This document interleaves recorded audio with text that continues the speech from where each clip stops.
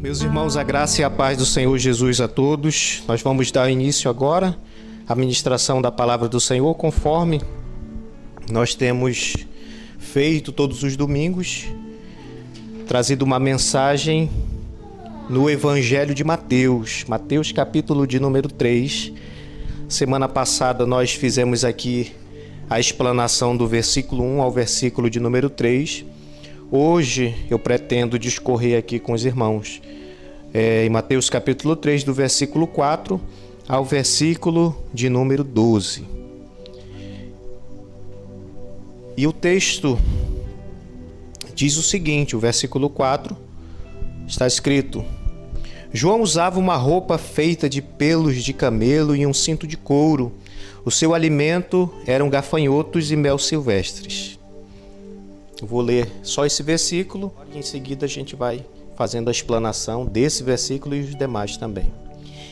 Então esse versículo de número 4 que nós lemos nos fala sobre a roupa e a comida de João Batista. Como nós falamos semana passada, João Batista ele aparece aqui no deserto da Judéia pregando a palavra do Senhor, chamando o povo ao arrependimento. Ele aparece como sendo um arauto de Jesus, um arauto do rei, aquele que vem adiante do mestre, preparando o caminho para que o Senhor venha.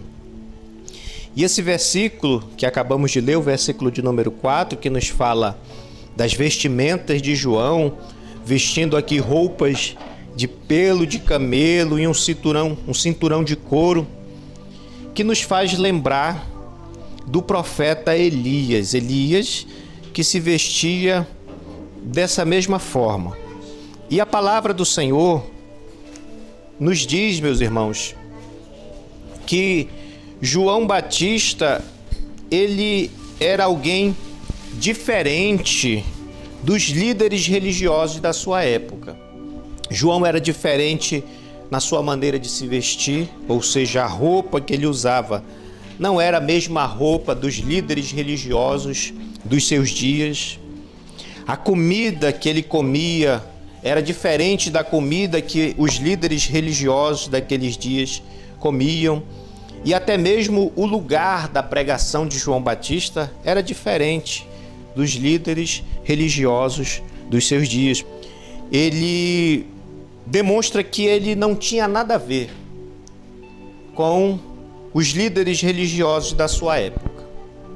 Era alguém que havia rompido completamente com a maneira com que aqueles homens que eram chamados, eram conhecidos como homens de Deus, mas que, conforme a palavra de Deus nos diz, eles eram pessoas hipócritas, que pregavam uma mensagem, mas eles mesmos não viviam a mensagem que eles estavam pregando. Então, esse versículo de número 4 nos diz que Deus ele estava fazendo algo novo nesses dias.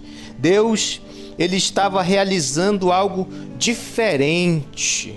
Deus estava realizando algo diferente do que esses líderes religiosos costumavam fazer em seus dias. Então, isso aqui nos ensina, meus irmãos, que muito do que está sendo feito também em nossos dias, em muitos lugares, em muitas igrejas, já não tem mais nada a ver com Deus.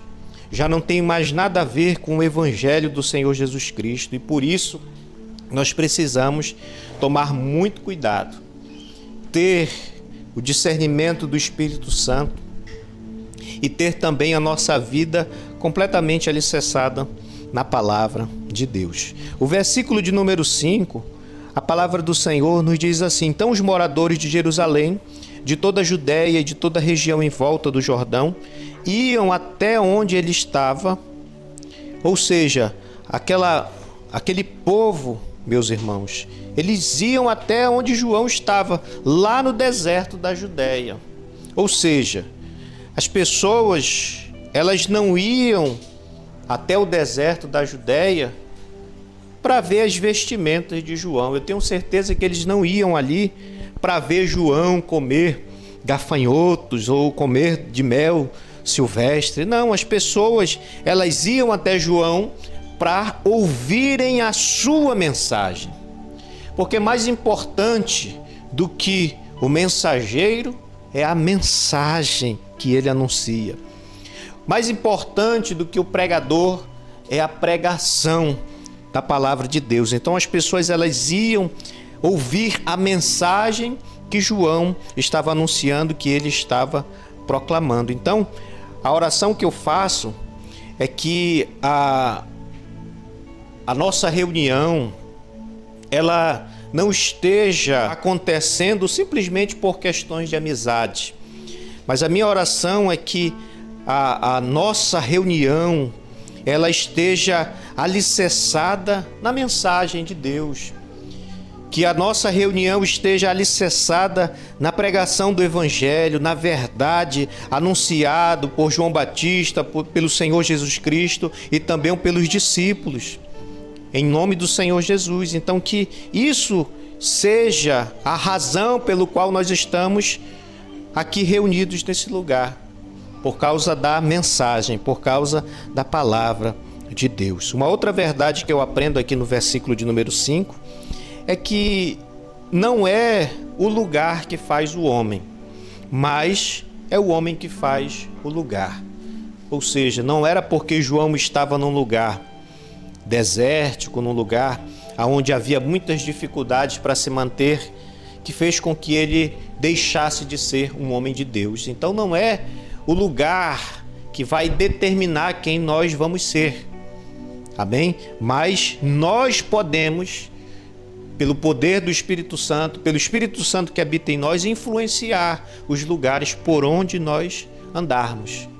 Então que a gente possa levar também essa verdade, colocar no nosso coração e viver a realidade dessa verdade, que a gente seja não influenciado pelo meio que a gente vive, mas que a gente influencie os lugares por onde o Senhor nos mandar.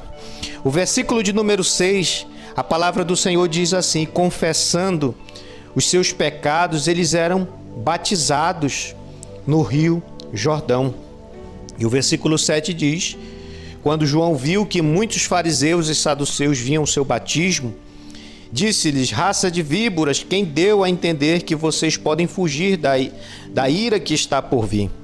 Produzam frutos dignos de arrependimento e não pensem que vocês podem dizer uns aos outros: temos por pai Abraão. Porque eu afirmo a vocês que Deus pode fazer com que destas pedras surjam filhos a Abraão. E o machado está posto à raiz das árvores, portanto, toda árvore que não produz bom fruto é cortada e lançada ao fogo. Ou seja, João Batista, ele aparece aqui nesse cenário e ele traz uma mensagem que não era uma mensagem politicamente correta. Infelizmente, hoje em dia, muitos mensageiros do Senhor, muitos profetas, muitos pregadores, eles têm se deixado levar pelo politicamente correto e têm deixado de pregar a palavra de Deus do jeito que ela é, do jeito como o Senhor a revelou. E João Batista, ele não era uma pessoa que se vendeu para o politicamente correto. Pelo contrário, João Batista, ele apareceu ali e ele não tinha por objetivo agradar o coração ou agradar os seus ouvintes. Pelo contrário, João Batista, ele estava muito mais interessado em pregar a verdade e chamar o povo ao arrependimento. Então nós precisamos, da mesma forma, sermos fiéis à palavra de Deus, sermos fiéis à verdade do Senhor e pregar a mensagem do Evangelho com fidelidade. Uma outra coisa que eu vejo aqui nesses versículos é que existe um perigo muito grande de nós nos deixarmos levar pela hipocrisia. João Batista, ele confrontou a hipocrisia dos fariseus, que, como eu já disse, pregavam uma mensagem, mas o coração deles, infelizmente, estava carregado de todo tipo de maldade. E nós precisamos tomar cuidado com isso. Nós precisamos guardar o nosso coração da hipocrisia e que o Senhor nos dê um coração humilde, um coração sincero diante dele. Amém? Vamos lá. Uma outra coisa que eu aprendo com esse texto aqui da palavra de Deus é que João Batista também ele não evitava falar de assuntos difíceis. Ou seja, João Batista, ele quando pregou a mensagem que Deus havia lhe dado, ele disse àqueles homens fariseus, aqueles homens hipócritas, ele falou, advertiu a eles acerca da ira vindoura.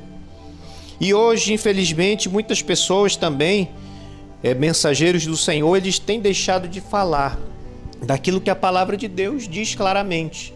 Assuntos como a eternidade daquelas pessoas que não se voltam para Deus, daquelas pessoas que não querem saber de Deus. Mas João Batista ele não evitou falar sobre esses assuntos. Pelo contrário, ele falou claramente, ele falou abertamente, porque é melhor que a gente fale sobre o inferno, sobre o juízo de Deus, do que a gente esconder essa verdade e simplesmente deixarmos que as pessoas vão para lá.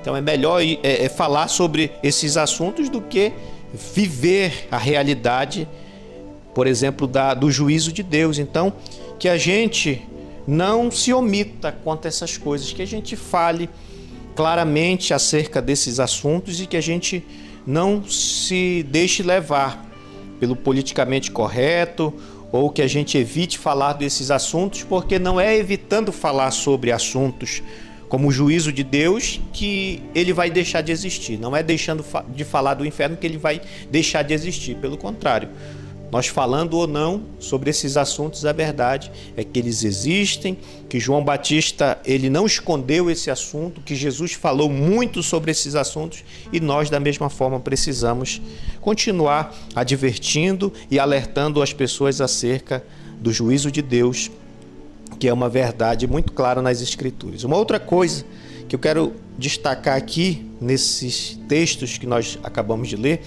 é sobre o perigo de nós confiarmos o perigo dessa confiança na religião. O que eu estou querendo dizer com isso? Por exemplo, João Batista, quando chamou a atenção dos fariseus, ele disse assim: olha, não pensem vocês, porque muitos judeus diziam assim, né? Mas nós somos filhos de Abraão. Então, pelo fato deles serem descendentes, segundo a carne de Abraão, eles pensavam que só isso aí já era garantia deles irem para o céu. E tem gente que pensa assim ainda, infelizmente: eu nasci na igreja, meu pai é cristão, meu tio é cristão, eu estou todo o tempo dentro da igreja e só por causa disso eu já estou salvo, a minha salvação está garantida. E isso não é verdade. João Batista ele deixou muito claro para aqueles homens que o fato deles serem descendentes de Abraão segundo a carne não garantia o reino dos céus para eles. Eles precisavam se arrepender dos seus pecados. Eles precisariam crer no Messias que estava chegando, no Messias que estava vindo. A palavra de Deus nos fala, meus irmãos, que descendentes de Abraão não são aqueles que o são segundo a carne, mas aqueles que possuem a mesma fé de Abraão. Então, se nós cremos em Deus como Abraão creu, nós somos descendentes de Abraão. E a gente não pode deixar que a nossa fé, a nossa confiança esteja em religiosidades. Não podemos cair no erro dessas pessoas de acharem que, pelo fato deles terem sido escolhidos por Deus como povo, que isso era suficiente. Não, Deus ele quer se relacionar individualmente com cada um de nós e cada um de nós precisamos fazer as nossas escolhas, renunciando ao pecado e confiando em Cristo para a nossa salvação.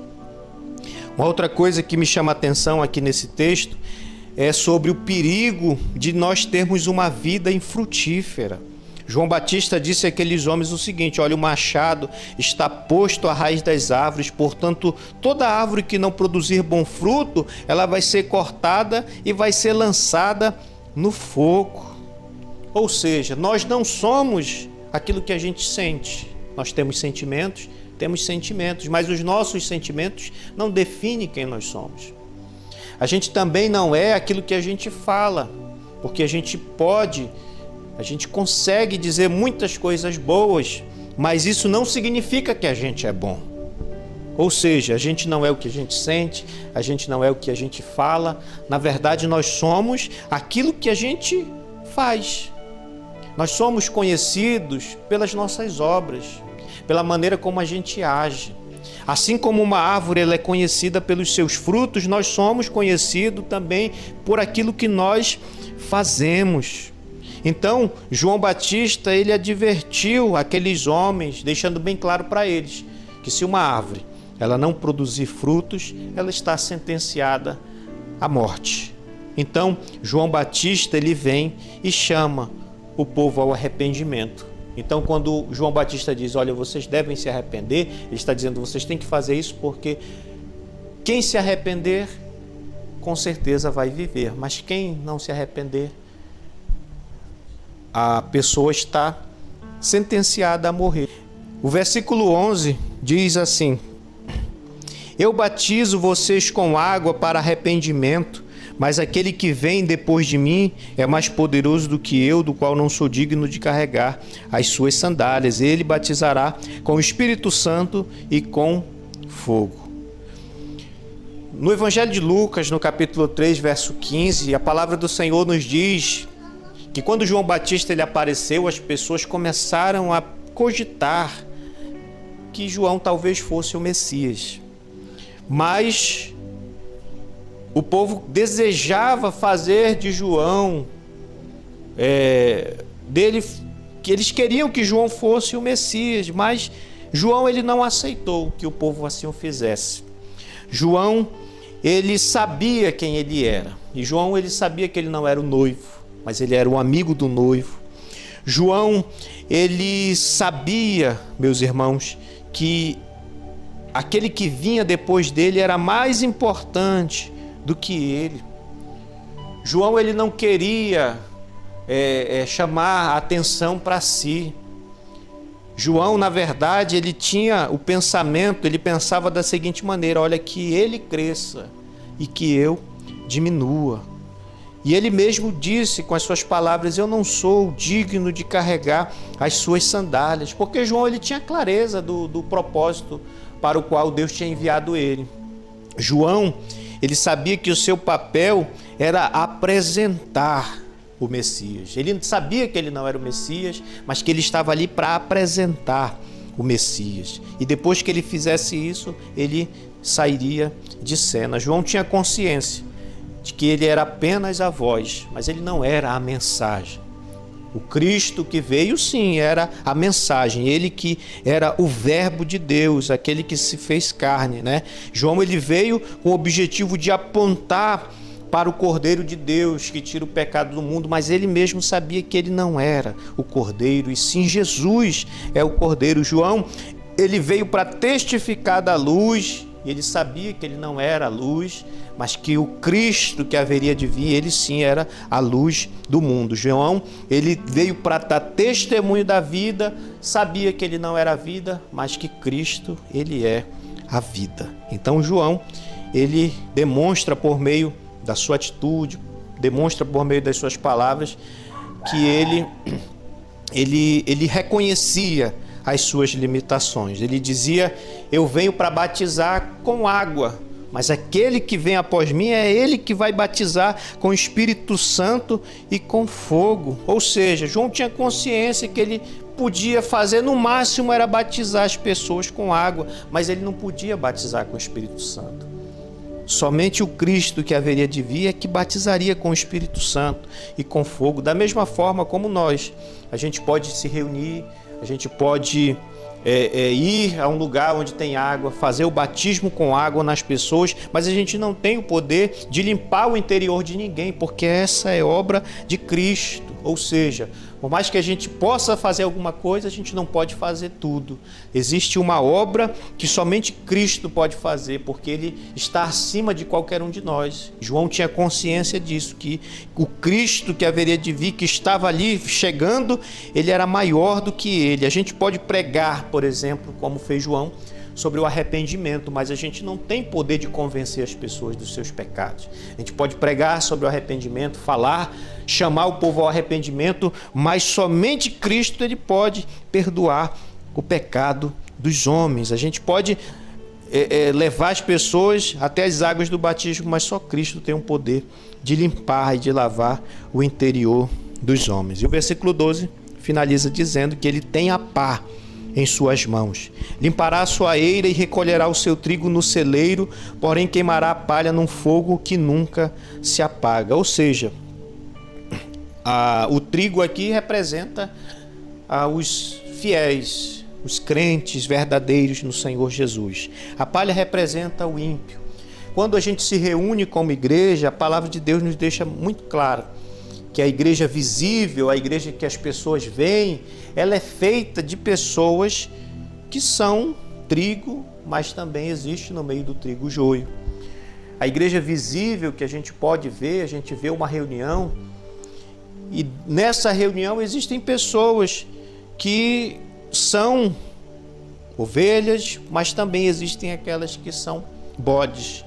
E a palavra de Deus nos diz que vai chegar um dia que haverá uma separação, que haverá ali uma distinção entre essas pessoas. Deus ele vai pegar o crente verdadeiro e vai colocar no seu celeiro.